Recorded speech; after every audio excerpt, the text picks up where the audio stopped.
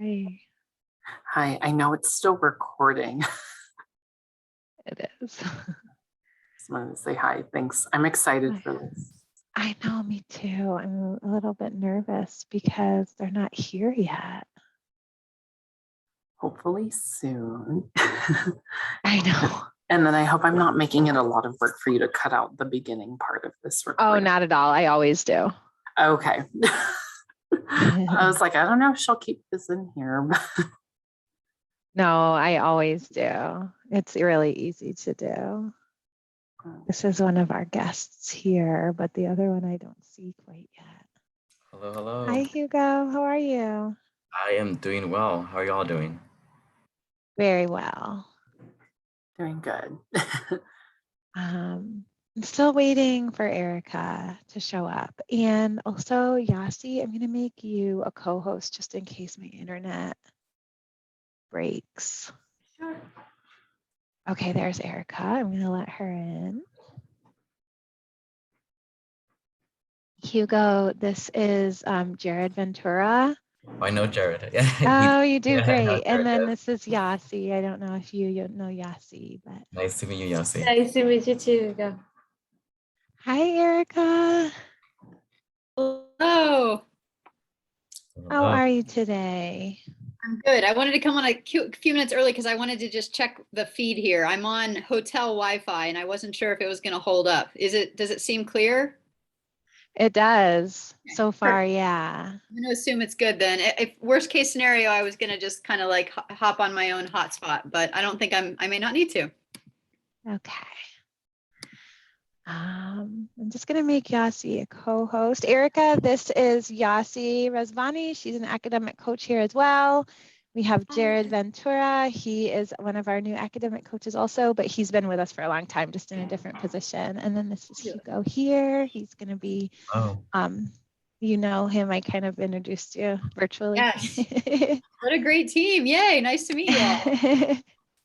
Thank you both for coming too. We really appreciate it.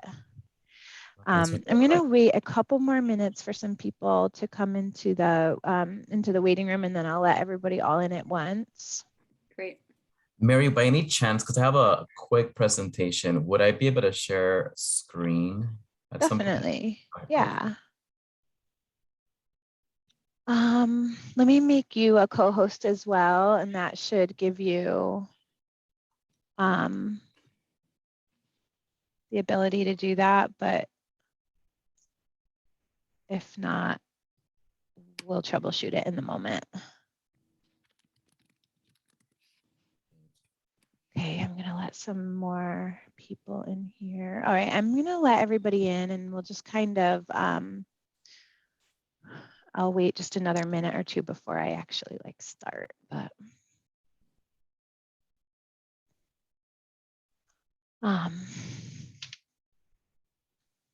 Do you want to check to see if you go to share your screen, Hugo, if it will give you the, oh, it does. Okay, great. Thank you. That's good. Hi, James. How are you today? Oh, you're on mute.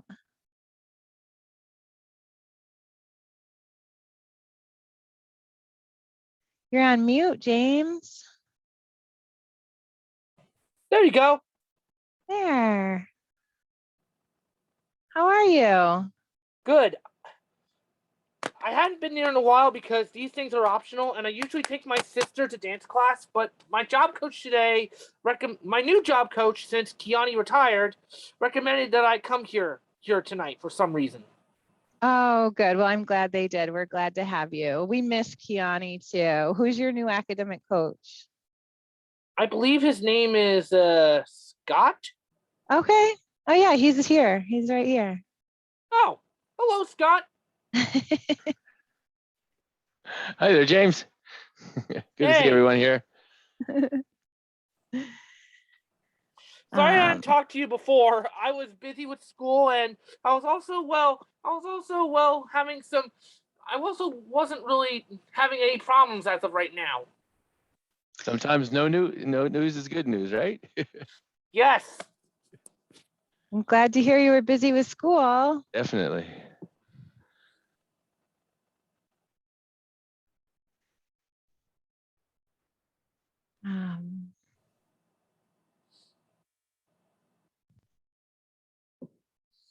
Well, you're in good hands with Scott, James. All right. I'm certain. Sorry. Oh. All right. Well, I was hoping some faculty would show up today as well, but I don't know. Maybe they'll show up a little bit later. What class were you in, James? I believe I'm in the communication class with Deborah Zipnick as my teacher. Oh, yeah. Written communication, maybe? Most likely. Now I'm learning about culture and stereotypes in that thing. I usually write the lectures down in my notebook to Okay. make sure that I get the notes. Mainly the most important ones. I usually leave out the 4 examples because, to me, while they're useful, they're not really worth my time. Okay. All right. Well, we're going to go ahead and get started. Thank you all for coming. I am just going to make sure this is recording. Okay, we're good there. Welcome to September's MyPath Meets. We're very exciting. We have 2 very special guests here today. Hugo Yepes, and I hope that I say that right. Please correct me if I'm wrong, but he's with us here at University of Massachusetts Global's Office of Equity and Inclusion. And then Erika Allison, who we're very excited to have with us, author of Gay the Pray Away. And I won't waste any time making you listen to myself. I'm just going to let Hugo take it away first, and then we'll move on to Erika when we're done. Perfect. Thank you so much, Mary. Thank you, James. So Hugo Yepes, and it is Hugo, sorry, Mary, and it's a little hard to pronounce sometimes, but you just drop the H and say Hugo. Oh, okay. No worries at all. Names are tricky sometimes, so it's all good. Hey, Hugo. Hello, James. How are you doing? Good. Sorry for interrupting. No, you're totally fine. We'll have time also at the end if you have any questions. So I'll move through. It's not too much that I have for you all today, just a quick overview of the Office of Equity and Inclusion. And like I say, my name is Hugo Yepes, pronouns he and él, the inaugural director for strategic plan, evaluation, and assessment in the Office of Equity and Inclusion. Before I do begin any space that I'm a part of, I do start with a land acknowledgement. I am currently in Los Angeles, California, which is Tongva Tribal Nation. So I'll read this off for folks. We acknowledge the land which we occupy today as a traditional home of the Tongva Tribal Nation. These sovereign people have been the caretakers of this land since time immemorial. Despite centuries of genocide and occupation, the Tongva Nation continues as vibrant and resilient tribes and bands, both federally recognized and unrecognized. We take this opportunity to acknowledge the generations that have gone before, as well as the present day Tongva people. Today, we also want to acknowledge the normative systems that oppress Indigenous intellectualism, and we want to honor the Indigenous roots that have shaped our ways of existence. And below you can find information on how to learn more about the native land that you're currently on. So you're encouraged to go to that website, which I'll actually also put on the chat for folks if you want to learn more. All right. So a little bit for our roadmap for today, which, like I said, it won't be too long. It'll be just a quick intro and welcome, and then just an OEI overview and our framework that we utilize in the Office of Equity and Inclusion. And I'm also going to introduce all our student-based advisory initiatives that you can all be a part of as students as well. And then just closing off with a few questions as well, and then leaving you all off to Erika. All right. So if folks have access to put how you're feeling today in one word or a phrase in the chat, that would be great. Just want to get a temperature check of how folks are feeling on this Wednesday evening, afternoon. So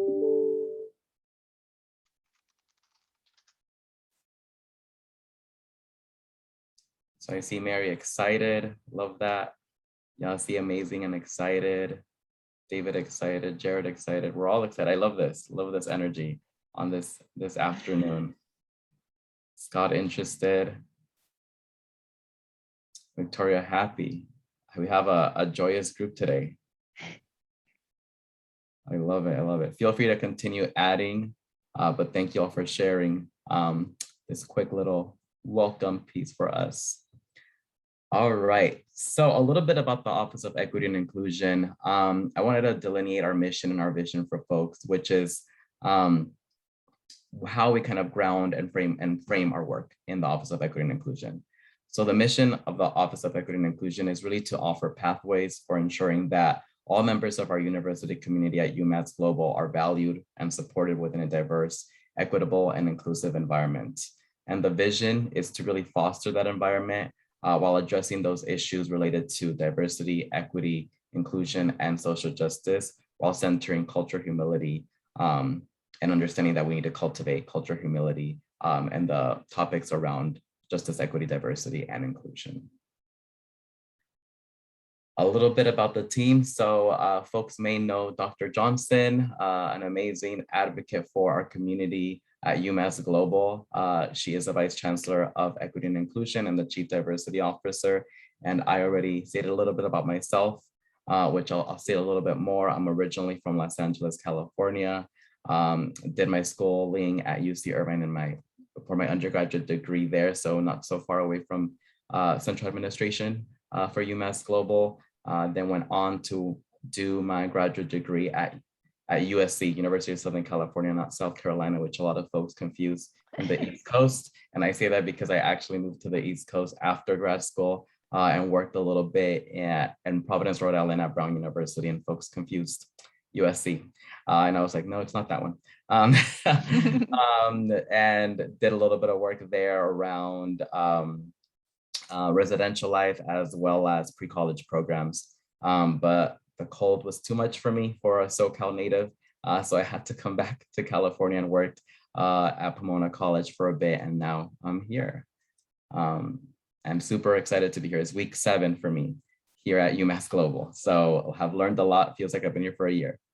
A little bit about our framework that we utilize in the Office of Equity and Inclusion for all of our advisory initiatives, which we'll learn a little bit more about in the next slides, is this framework provided to us by Dr. D.L. Stewart, coming out of the University of Denver. It reads as: diversity asks, who's in the room? Equity responds, who is trying to get in the room but can't?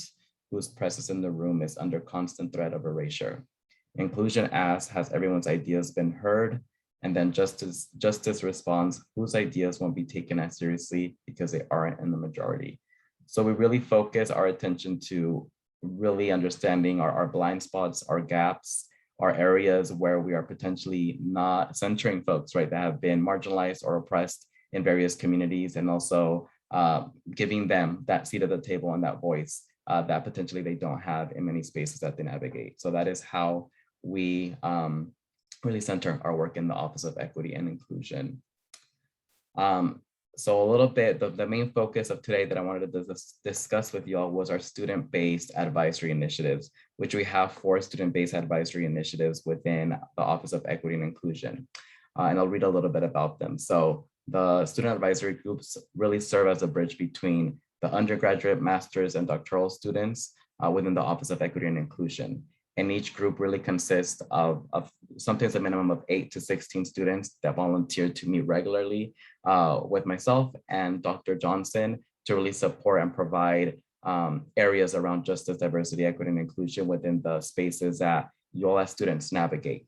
And the hope with these groups is really to provide an access point to impact the strategic plan, not only that we're in the process of creating in the Office of Equity and Inclusion, but also UMass Global as a whole. So a little bit about each of these. So the undergraduate student group, if you are an undergraduate student, I would definitely recommend you potentially engage with us through this group. So as I said before, it serves as a bridge within the Office of Equity and Inclusion. And each student really represents their school or their major, which results in really an array of experiences, an array of identities and skills to support the work in the group.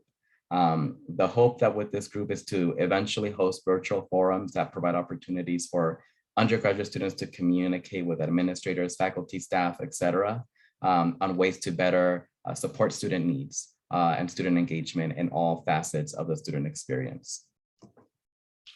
And you'll see here currently, we have a breadth of students from different areas, from the arts and sciences, 44%, business 33%, education. Currently, we don't have any in that space, but this is kind of like the breakdown of the students that we have. For our graduate student group, this serves also as a bridge similar to the other one. And in many ways, it's just the graduate student focus is here. They also represent their schools and their majors with an opportunity to communicate through forums and other spaces as well through our strategic plan to impact the community within the student realm. And here you also see a few of the percentages for our student groups. And we definitely want to strengthen our areas as well and create more access to more students across various programs. So like I'm going to continue saying, if you're interested, feel free. I should put the link up at the end, but just putting it out there for folks. The last two, which I'll go through quickly, is just the EDOL doctoral student group, which is through the School of Education. And this focuses on our doctoral students in that space, and also help to provide that communication and support and impacting our campus community. And this is the breakdown. So it's all doctoral students. We have all of them currently being second years. And then we have our DNP doctoral student group, which is through nursing, the nursing program, which similarly to the doctoral student group, they focus on that lens as well. And currently we only have one student that is in that space. So they are currently part of the education doctoral student group. So if folks know of any nursing students that are able and have the capacity to support, feel free to let them know to reach out to me or the Office of Equity and Inclusion at OEI at UMass Global. All right, before this is the end of my spiel for today, but before I do leave, I wanted to see if any folks could maybe provide an example of an initiative or an advocacy effort that potentially had a positive impact in your workplace, in your school environment, or in your community overall. And you can share it in the chat if you'd like, or you can share it out loud.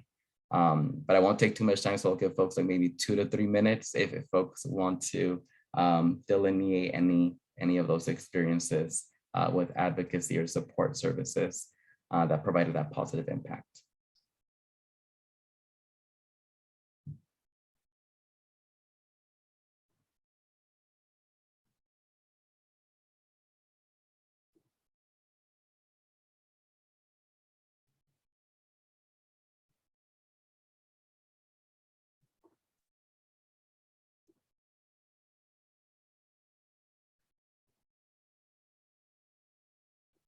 James, I know you're potentially wanting to go off mute. I think, so you're on mute, James, sorry.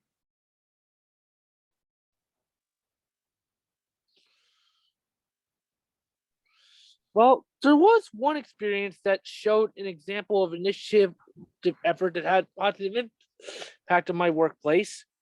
I work in maintenance at Walmart, and I used to work with someone called Leon, and Leon and I usually get the job done and work together sometimes whenever there's a big problem, like a big spill or whatnot, or the restrooms being cleaned.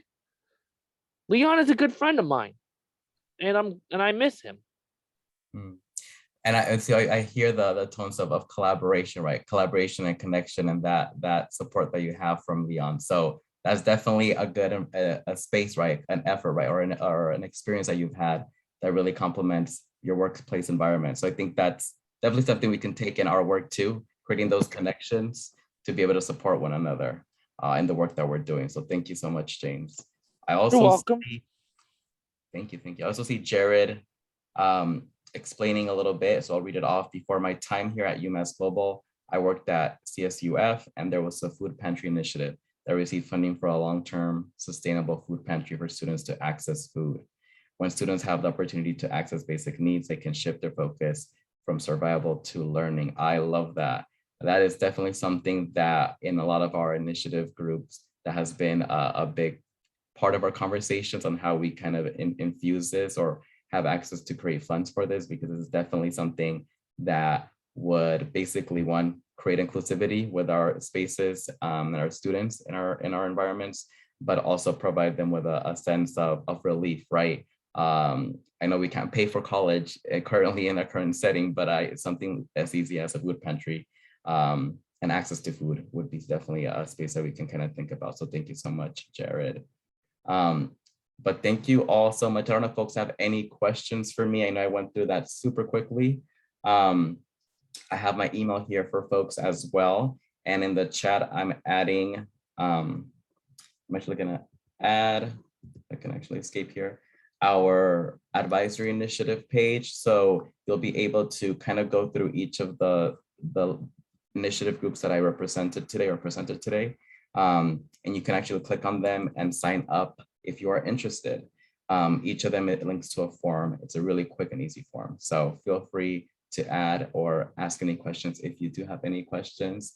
But if folks don't, I do appreciate the time today. And thank you for the engagement in the chat, and also for James and Jared, all your thoughts as well in the conversation. And thank you, Mary, for inviting me as well. Oh, thank you, Hugo. I really appreciate it. It's such important work that you do. So, and welcome. I didn't realize that you were only 7 weeks in. So Yes. you're almost as old as our name change. I know, right? I do have to jump off to another meeting that I'm running, but thank you so much. Thank you. Erika, sending you good energies. I wish I could have stayed, but in the future, thank you so much. I'll send you the video. Yes, We're thank done. you. Okay. Have a nice day, Hugo. Okay, thank you. And now I'm so excited to introduce Erika. I'm going to hand it right over to you because I just can't wait to hear from you. So. All right. Hello, everybody. I'm so excited to be here today. And when we were planning to do this talk, you had a different name for your college. And what's fascinating is that I actually live in Massachusetts. So your new name change is perfect. I feel like I'm at home speaking to you because my backyard is right here in Massachusetts. I live in Western Mass, the lands of the Stockbridge-Munsee Band of the Mohican people. And I am psyched to be talking to you today. I'm an author, and I wrote a book called Gay the Pray Away. And the book talks about something specific that I went through in my life called conversion therapy. And we'll talk about it more, and I'm going to get into it. But really, ultimately, why I'm here and what I want to talk to you all about today is why a culture of belonging matters so much. Why setting up systems like Hugo is attempting to do, and this entire academic coaching team that I can tell is super engaged and passionate, is doing by creating spaces where people feel that they belong, that they're accepted, that they're seen for who they are and valued for who they are. And through me telling you my story, I want to share some of what I experienced where that didn't happen for me and what some of the longer term impacts of that were. I like to highlight those because I think it's important to know that that moment you have of making a choice to help someone feel included or cause them to feel excluded can actually have longer term impacts on that individual's life. And I'm hoping that by highlighting some of these and talking about what I share in my book, that it just might be more top of mind for people to be more intentional about creating environments where people can come together and feel like they belong and that everyone is valued. So my plan is I want to just chat with you a bit about the book and my story and some of what I learned through this process. And then I'd love to open it up for questions. If you, as you're listening to something, if something sparks in your mind as a question, be happy to chat about it at the end. So I'm going to save some time at the end for us to just either discuss or talk a little more informally. So intentionally very interactive here, and would love for this to feel relevant to you and feel like you're connecting with it. So All right. Mary, anything else before I jump in? Or are we good? Yeah, we're great. That's Okay. perfect. Yes. Awesome. Great. So as I mentioned, my book is called Gay the Pray Away. And so as you can probably imagine by the title, I identify as a gay woman. My pronouns are she, her. My background is I grew up in Texas. And I grew up in a very religious family in Texas, a Christian family in Texas, Lutheran specifically. And all was great with my upbringing. We were very, we went to church a lot, and we also played a lot of sports. That was kind of how my life looked as a youth. And right around the time I became a teenager, I started to realize that I am gay. And I had a hunch that that wasn't going to go over well in my family of origin and in my community. And the reason I thought that was because as I looked around, I didn't see any role models of anyone else who looked like me. The people who looked like me actually were hiding. They were in the closet. They didn't feel safe to be out. Some of my coaches from my sports, sports career, in the particular community I was in, they were closeted. They weren't out about their sexuality. And many of them, actually, I can say a couple of them even were in heterosexual marriages as a way of kind of staying closeted from their identity being uncovered. At that time, they would have been fired or could have been fired if it was found out that they were gay or lesbian. So it was a challenging time. And it was also a time that there was a really important murder that happened. Matthew Shepard, who was a young gay man in Wyoming, right around the time I was coming out, was murdered as a hate crime, as one of the first LGBTQ hate crimes to go on the record in the country. And so it kind of created a lot of tension, but it also created a situation where everybody started to feel like they wanted to have an opinion about this issue, the gay issue. And the churches started to get involved and started to make their opinions known about, whether it was okay or not to be gay. And I was kind of in the mix of that. And so when my family found out that I was gay, they didn't know what to do. And even though they very much loved me and let me know they loved me, in their worldview, it was not okay. And I needed to change who I was in order to be included and accepted in the community that I've always known and grown up in. So the first thing that my parents did was they took me to meet with the pastor of our church. We needed to get his counsel on what to do with the situation and what could be done to help me. And his recommendation was that I attend something called conversion therapy. And this is a practice. It's been around since I believe the 70s, possibly before, but not under the name formally of conversion therapy. It might also be, you might have heard of it called reparative therapy. The point is it's a group of things that happen to people to try to get them to try to change their sexual orientation or their gender identity. There's really extreme cases of it. If you've seen any, there's certain movies like Boy Erased was a really famous movie about this with Nicole Kidman. In that movie, there's some pretty physical things that happen to people to try to get them to change their sexual orientation, exorcisms, trying to get the demons out of them. In my specific example, mine was more emotional and psychological. So just to paint a picture for you of kind of what it looked like, because everybody's always curious, like what was that really like? So no joke, I would go to these weekly meetings, and in the front of the room in the weekly meetings, there would be a very butchy woman, awkwardly wearing a dress with heels on and some necklace. And her husband, a very effeminate man who was trying to struggle to keep his shoulders broad and his legs uncrossed. The two of them were a married couple, and they were there to share with us that if they could become straight, we could too. And so they were sharing and showing us what was possible for us.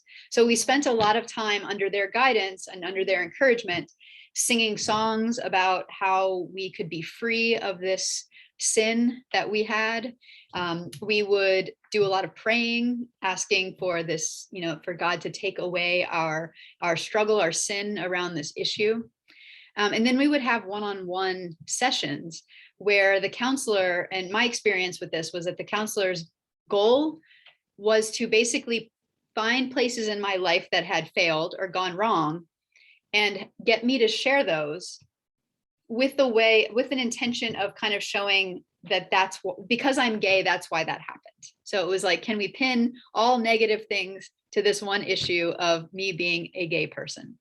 And so, at the time it was very confusing, but it was also really harmful, because I really felt like in order to stay included in my community, to stay included in my family, that it was really important that I change, that I changed from who I was and let go of this part of myself. And I was used to being a good kid. I don't know if anyone can relate to this, but this was kind of the first time in my life where I had a lot of negative attention thrown at me. And I was used to getting more positive attention. Like I really was that kid who wanted to do well and wanted to please the adults. And so in this moment, I was really torn because I was definitely not pleasing the adults. And yet the truth inside of me was, this is who I am. And so I really felt conflicted. And there was a period of time after I had been through a series of this conversion therapy where I just kind of broke down and felt like, if this matters so much to everybody else, if everyone is so upset about this, then hey, I will just let this part of myself go. And, I didn't think that was going to be such a challenging decision, but it really was a challenging decision. Trying to be somebody I wasn't, it didn't go well. It didn't work well. And I have some hilarious stories. I went off to college really trying to be straight. And it was the first time in my life I was really trying to be a straight person. And I found a boyfriend and we started to like kind of go to college parties and things. And I had never felt more out of my skin than in that moment. And the capstone was, or the highlight of the whole thing was, there was one time he and I went out on this date. And by the time the evening was over, we both puked in the bushes. We kissed one time and we both puked in the bushes. And the reason, he was drunk, that's why he puked in the bushes. But for me, it was like, oh my gosh, that feels so not right in my body to kiss that man. That's not who I am. And so that was such a visceral reaction that I realized, okay, this is challenging. This is really challenging. Now, what ended up saving me, because who knows if I had continued on that path of really trying to be at odds with myself inside, what ended up helping me or saving me was that I walked across a part of town, and the place I went to college was a little bit more open-minded, liberal than where I grew up. I grew up in the Dallas area, and I went to school in Austin at the University of Texas in Austin. And I walked past this church that was the same kind of church I grew up in, but they had a gay flag outside. And I was just like, wait, what? How is this even possible? Because I just spent therapy, like I spent months in therapy being taught that those two things can't coexist, that it's one or the other. You're either gay or you can still be allowed into this church. And when I saw that, I had to go inside and ask. I found the pastor and I said, what's going on? How is this possible? And what he explained to me was not it's not like it was a super affirming answer. Basically what he said is, well, we don't really know. We're not really sure. Every churches have different views on it. We don't really know what God feels about this. And I was like, yeah, you think? Nobody really knows. But the way he said it in that moment, I just had this epiphany, like this light went on for me. And the light was, why am I letting other people make decisions about me when they don't know any more than anyone else what's right for me? So it seemed like I had been giving I had this realization, I had been giving my authority away to other people to tell me what was right and what wasn't right for me. And it was creating a lot of tension inside of myself. And there was a moment where I really felt like I had abandoned myself.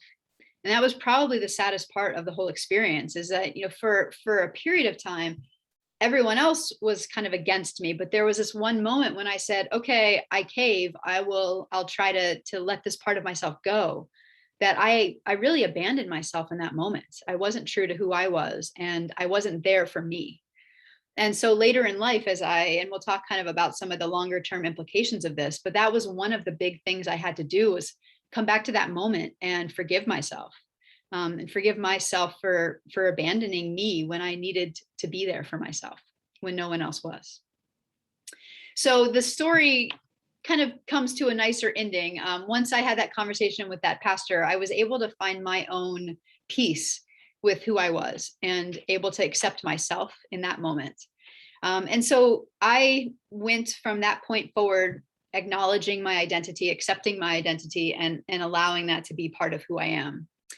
But what I didn't realize was that I had still internalized a lot of those messages. And this is the part that, you know, my story is my story, but I think anyone who has experienced any sort of rejection or non-acceptance, or someone at some point in your life, maybe it was a person, but maybe it was an institution, maybe it was all of society, sent a message to you that something about you is not okay.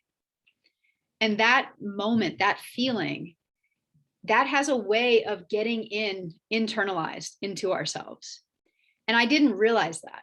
In fact, I kind of took the view that, okay, well, it didn't work on me. The conversion therapy didn't actually work on me. So therefore it must not have hurt me either.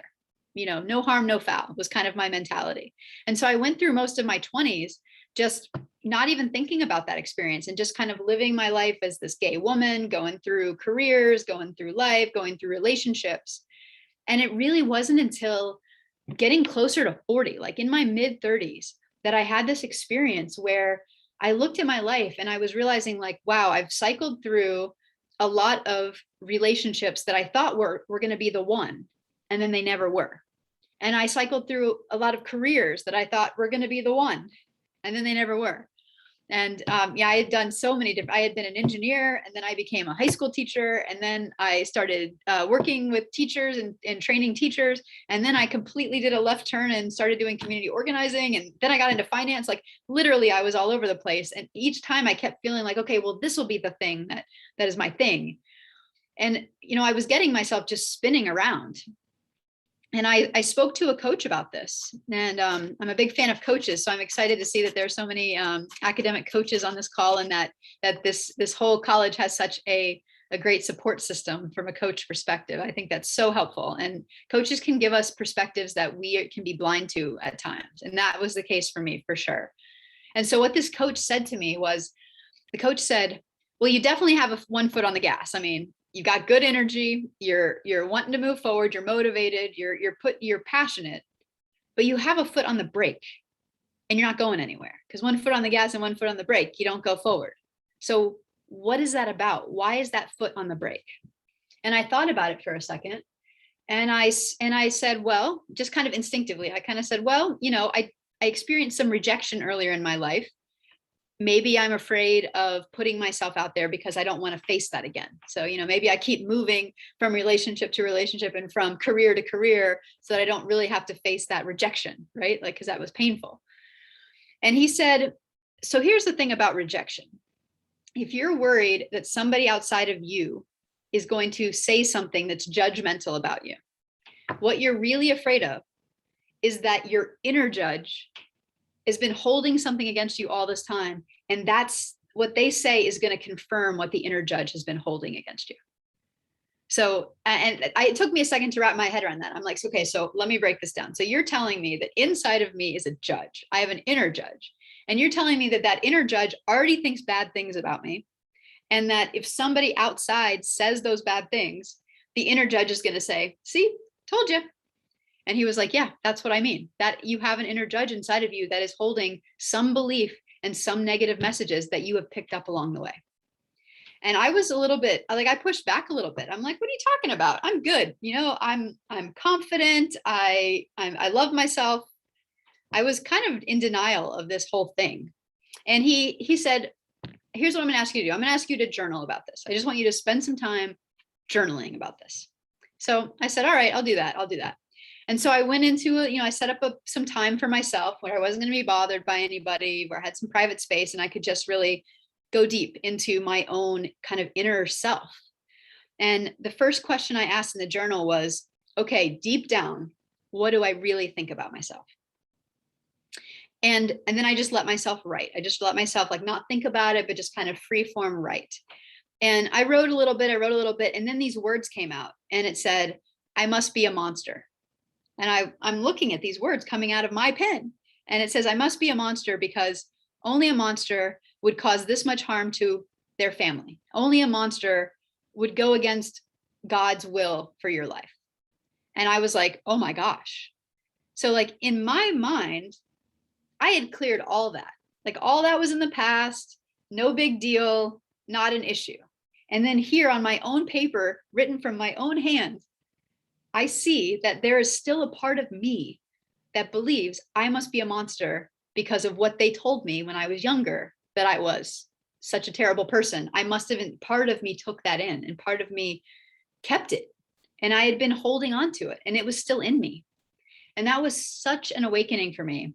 It was actually the thing that finally prompted me to take this seriously and to acknowledge the fact that that time I spent being told that who I was wrong, broken, not okay, doesn't belong, needs to change. Like all of those messages, that those still did stick with me somehow. They were still in me.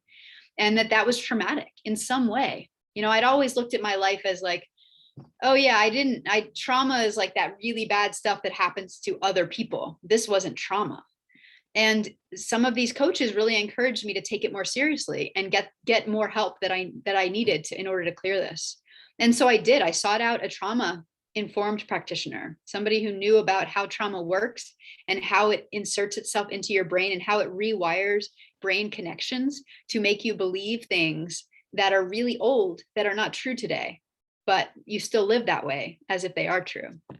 And when this therapist was working with me, we did some really important work about noticing where I had crossed some wires and where I had internalized some beliefs about myself. And we were able to see how it was showing up in all these different areas of my life. Like, for example, one of the reasons I jumped from career to career is because part of me was doing certain careers that weren't a good fit for me because I was still looking for approval. I didn't get that approval as a teenager, and that wounded teenager part of me was still out looking for it. And so I was going to keep trying jobs that I thought, if I said this to somebody, like if I told my mom I'm a engineer, she's going to finally approve of me. If I tell my mom I'm a teacher, she's finally going to approve of me. And so I was able to just see something I could never see before. It was a blind spot, that a lot of the careers I picked weren't because my heart was saying, go into that. That's your passion. It was because my mind was saying, that will get you approval. That will get you approval. So that was one pattern I was able to realize was something that was a longer term impact of an internalized belief that I'm not okay. I was approval seeking. And then we looked at relationships, which was a very challenging one to look at, because I always considered myself someone who was, I wanted to be a good partner. I liked being monogamous. I liked having a committed relationship. But there would be this thing that would happen where at the beginning, the relationship was always good. And then a few years down the road, as we're getting more serious, I would just have this moment where I would feel like, oh, this isn't the right person. They're not meeting all my needs. All my needs aren't being met here. They're not the right person. I need to go find the right person. And then I go looking for the next one. And what we were able to find out when we really unpacked this is that I still had this vacuum of like looking for love, looking for someone to fill that hole. And instead of me learning how to fill it and heal, I was requiring my partner to fill this whole thing. And people are human, right? Like there's no way any other person can ever fill your hole. They can never be all the things you need them to be to fill whatever wound hole you have. You're the only one who can do that. You and your inner work and your connection to your inner source spirit, whatever aligns for you. That's how that gets tended to. And so as I was kind of trying to pull other people in and make them fit, what I realized I was doing was I wasn't even in the relationship for that person. I was in the relationship for what that person could do for me or give me or fill for me. And it was like such a reality check, because I'm like, wow, I was never allowing those people to be who they were. I was trying to make them be who I needed them to be. And so all these patterns started showing up, and I was able to see over the course of a long time, like, 20s and much of my 30s, how this just kept repeating and repeating and repeating itself. And it really wasn't until some of this trauma work was done that I was able to say like, wow, okay, I need to heal some of this on my own. I need to go within my own self. I need to get back into my own alignment. And one of the first pieces that I needed to heal was what I call my inner compass. And I talk about this in my book, How to Build Your Inner Compass. One of the things that happened to me was that I was told I couldn't trust myself. Those feelings I was having inside are wrong. Don't trust yourself. That's Satan trying to trick you. You can't trust your own intuition. You can't trust your own feelings. And so at that time, I just kind of shut off my inner compass. And so that's what allowed me to not have any direction for these different career paths and not really feel my own sense of GPS, like, yes, this is your path. That was offline. And so I was just open to the wind of what do people think I should do? What's the thing that's going to get me approval? And same with relationships. I had no inner compass telling me like, this is a good match. This is not a good match, because I had turned that part off. And so some of the work I do with people is trying to help rebuild the inner compass if it's been somehow corrupted or turned off because of a past experience, because that is the biggest asset we all have within us. Is we actually do have wisdom inside that's built in. We have intuition.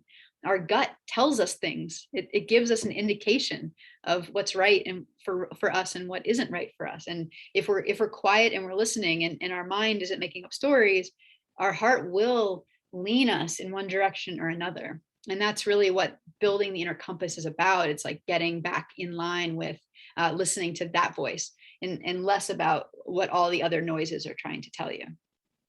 So once I had done a lot of that inner work on coming back to myself, realigning my own inner journey, listening, learning how to listen to myself, this book was just able to come out of me. I had no plan to write a book. That's what's interesting. Like in some ways I tell people I'm like an accidental author, because I was just on my own healing journey. And there came a point where this book just wanted to come out because I had done the healing. And then I felt just so compelled that I need to share my story because it may help someone. As I look back at my life, I mean, I figured all this out by my late 30s.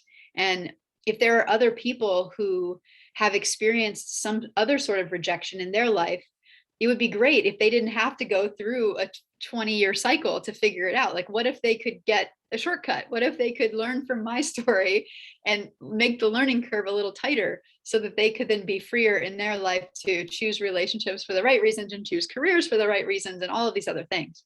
So that was, the book came out. And the last thing that was blocking it, I realized one of the reasons I hadn't wanted to write the book is because I was still worried my parents wouldn't approve.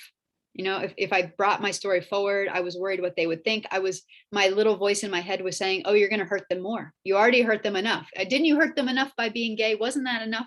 Look, you're just going to hurt them even more by now sharing the story and making it a big public thing. And when I cleared out some of this trauma, I was able to not listen to my mind's stories. I was able to listen to my heart, and my heart said, this is your story. You have to share this. You have to help people with this story. And when I got true in there to myself, I would have never guessed this could happen, but my family shifted. They actually shifted. When I wrote the book, they weren't upset. They actually read it. And for the first time, I felt like they understood me a little bit more, and they could see me. They could see what I experienced. They knew what they experienced throughout the journey, but they got to see what my experience was from my eyes and from my perspective. And I think it just brought both of us compassion. And we've been able to have a pretty big healing because I had the courage to tell this story, to bring the story out, and to get really aligned with my own truth, and to say my truth is that's my priority. I have to live my own truth. I can't live someone else's. And it's amazing how that matters. And so I would encourage people, if you feel like you're not belonging, there's a lot of things about the environment that we should work on changing to make sure that all people feel like they belong. But there are things you can do within yourself as well to create more belonging for yourself. And number one is to accept yourself, because once you have that acceptance within and you really feel that you love yourself and that you belong in here, you're going to show up differently in the world, and the world is going to embrace you. That's what I found. My parents embraced me more when I owned who I was than when I tried to hide who I was to get their approval. It was really, it's confusing. It's counterintuitive. You think if I hide who I am and try to get their approval, I'm more likely to get it. But what I found was no, when I was solid in my own truth and stopped seeking their approval, that's when I got it. It's really fascinating stuff. So those are just a little, some highlights about the story. I'm happy to I'm going to pause for a second and just check in with people and just see if there's any questions and we can talk further. I can go into more stuff, but I just want to pause here and see where everybody's at.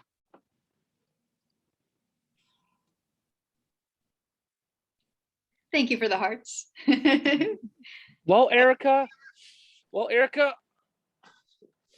there's one thing that I would like to say. What's that, James? Well, what you just said is kind of that's a pretty interesting story, Erika. Thank Yeah, you. I'm pretty certain that the whole if you're gay or homosexual thing, then you get shunned thing was done back then. Nowadays, people are a lot more accepting of it. In a lot of places they are, not in all places, but in a lot of places it's getting better. Yes. Yeah, it is pretty interesting. I will say that the practice conversion therapy experience I had still happens to this day. It's still legal. It's outlawed in a few states, but in most states, I think 17 states at this point have banned conversion therapy. But that leaves a lot of states that do not have it banned. And so the practice does still continue to this day. And while we're on this topic, I will just mention that they've now been able to do research on the outcomes of people who have been in conversion therapy. And they're finding some pretty tragic things, that youth are more than 8 times more likely to attempt suicide who go through conversion therapy. That's a high multiplier, more than 8 times more likely to attempt suicide. And they also have found that they're almost 4 times more likely to use illegal drugs, almost 4 times more likely to be depressed. And I'm trying to think what the last statistic is. Oh, and just like risky behaviors, like really not taking care of themselves. Those are all heightened for people who have experienced this type of rejection. And my takeaway is, yes, that's true for this very extreme case. But the message I try to tell everyone is all rejection hurts. All of it. Even if your dad said something in passing like, oh, I don't like how you look today. I mean, like anything. We're sensitive beings. And I don't know if we always give ourselves credit for that or honor that. And so those messages like they always say sticks and stones may break my bones, but words won't hurt me. I disagree. I think the words get lodged in and they become a little voice in our head that reminds us in that moment when we're about to step into our radiance, and it says, but wait a minute, you're too fat for that swing, you should just hide. Like that voice is still there. So these messages that we think like, oh, no big deal, I'm tough, they can get lodged in there. They can be powerful motivators as we're trying to really do something big in the world or challenging in the world. If I may, Mary, may I jump in? Yes, please Yes, hi. do, David. So, hi, Erika. My name is Dave Powell. I am adjunct faculty for UMass Global, not in the MyPath program, but also I run the LGBTQ Chamber of Commerce out in Palm Springs, California, which has a somewhat good size LGBTQ population. And I want to connect with you one-on-one after this. Yes. But your story of conversion therapy was interesting. And do you know or have heard of Matthew Shirka? No. Okay, you may want to look him up on Facebook. Matthew is co-founder of the Born Perfect Project, and he has been a big advocate for ending conversion therapy.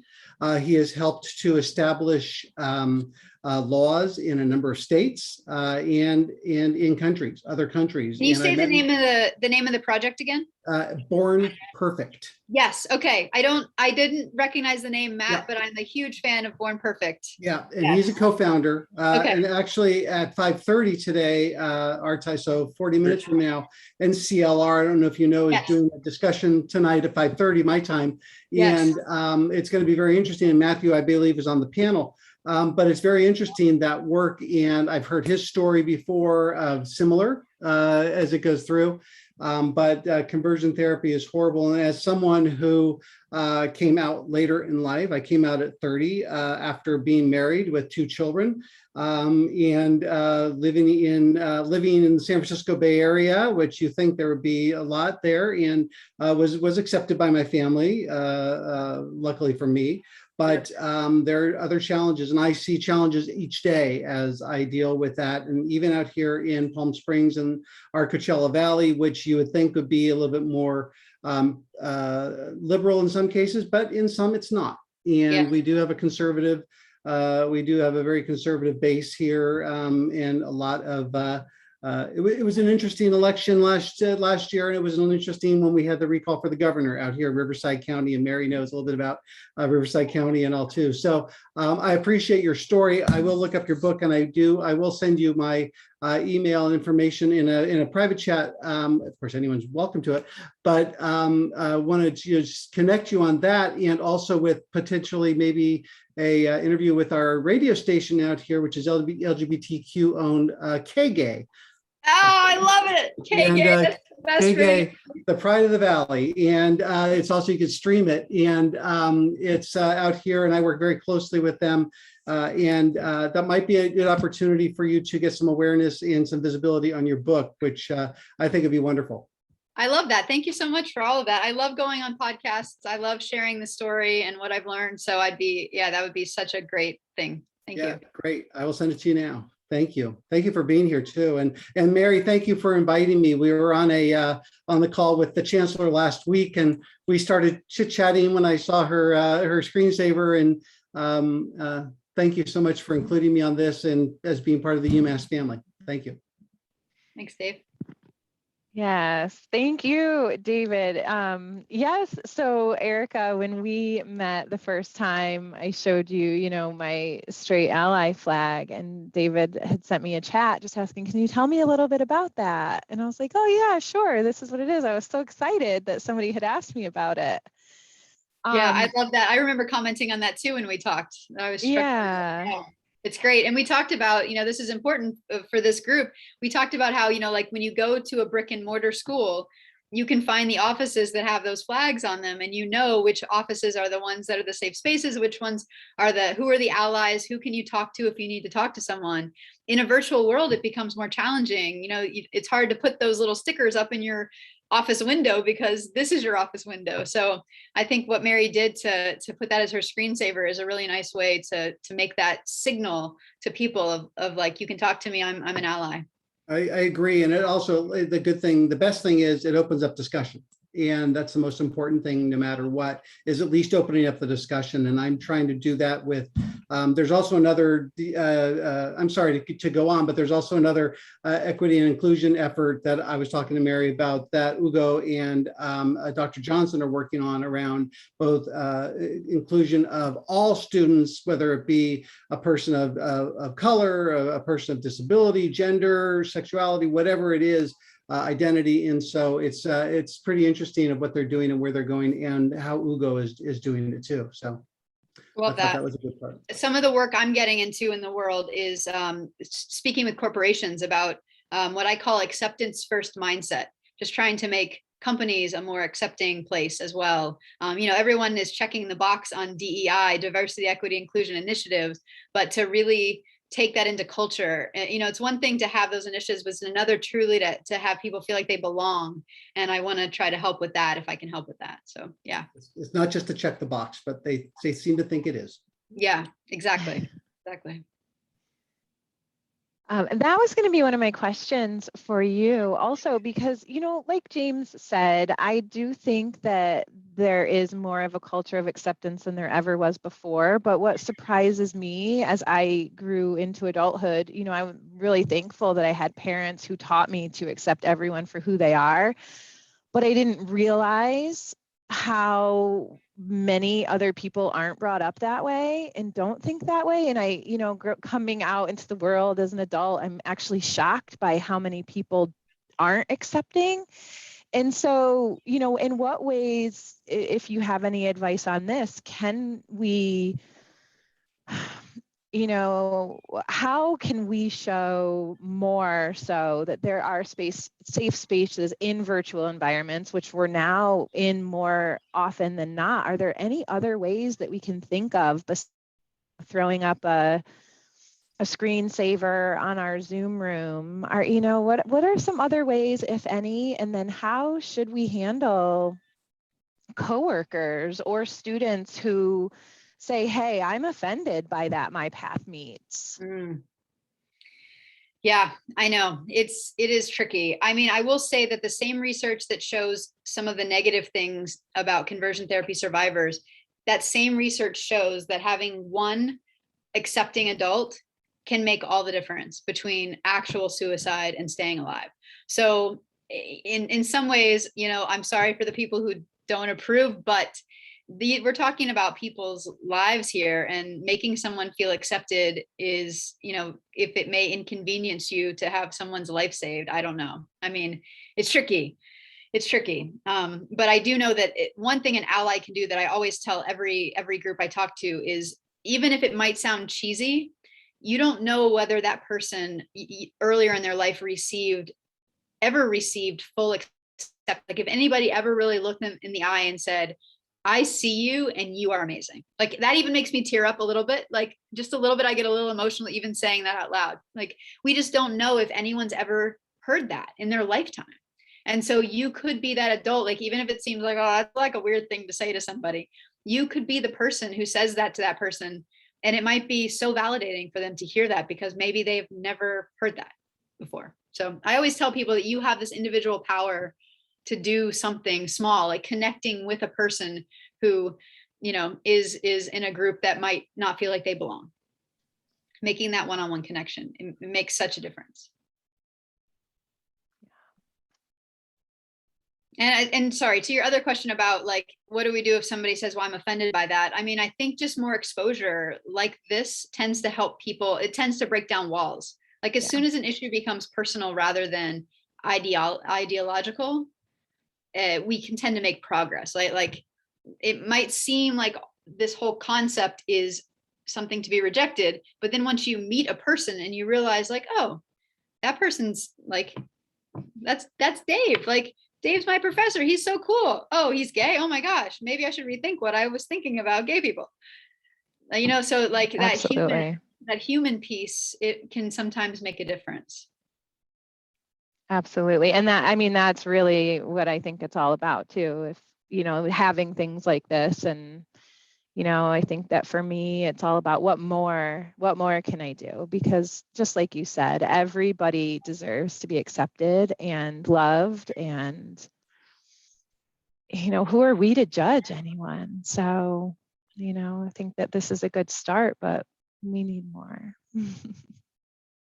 And this may be an odd one, but if you as an ally, because you have that beautiful belief system that you just expressed, if you happen to hear a friend or someone you run in contact with that isn't gay either, like maybe two straight people talking together, and this one happens to say, well, I don't agree with that, and you have a chance in that moment to kind of say, well, I actually see that differently. I'm not gay either, but I see that differently, and you might be able to be an ally voice rather than it coming from them having to meet a person who, doesn't match what the stereotype is in their head. I will say with gay marriage, when gay marriage was actually passed, I'll speak about Maine. I was living in Maine at the time, and the first time it went on the ballot for vote, it did not pass. And then the second time gay marriage was approved in the state of Maine, this was before it became federal.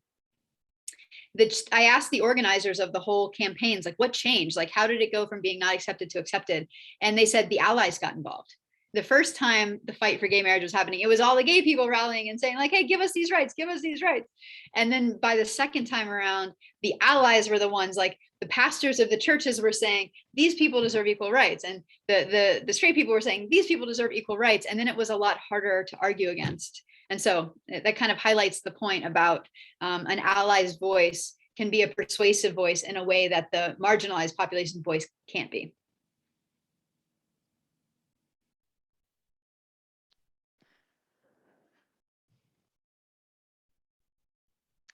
Does anyone else have any questions or comments that they would like to share? This is a very interesting MyPath meeting, guys. Thank you. Oh, you're welcome, James. Thank you for coming. Yeah, thanks for being Sorry, here. I've been there in a long time. I figured that these MyPath meetings are optional, and I usually take my daughter to dance class on Wednesdays. That's why. That's okay. We're glad. This was the best one to come to. This was our best one yet. So we're glad you didn't miss it. Thanks.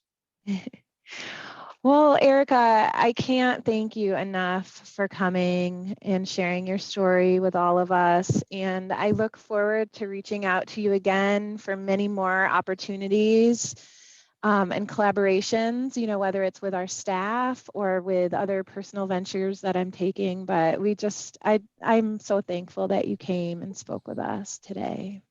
Yeah, absolutely. It's been such a pleasure to meet all of you. I just feel the open-heartedness and the warmth of all of you. So it's great to meet you, and hope our paths cross again. Our paths, my path. I hope my path and your path. Oh, we'll have a really great evening, Erika and everyone. Thank you so much, David, for coming. I'm very happy to see you here. And I'll say goodnight to you all. And David, I did get your chat, so I've got your contact info. Thank you for that. Great. Let me know. Thank you. And Thanks. maybe I'll see you again, Mary and Erika and everyone. Absolutely. Thank you so much, Erika. It was fabulous. Thanks, Thank Scott. you. Yeah, for sure. Thank you. Good to Thank see you, everyone. Erika. Good night. Thank you, everybody. This is a great Ciao. presentation.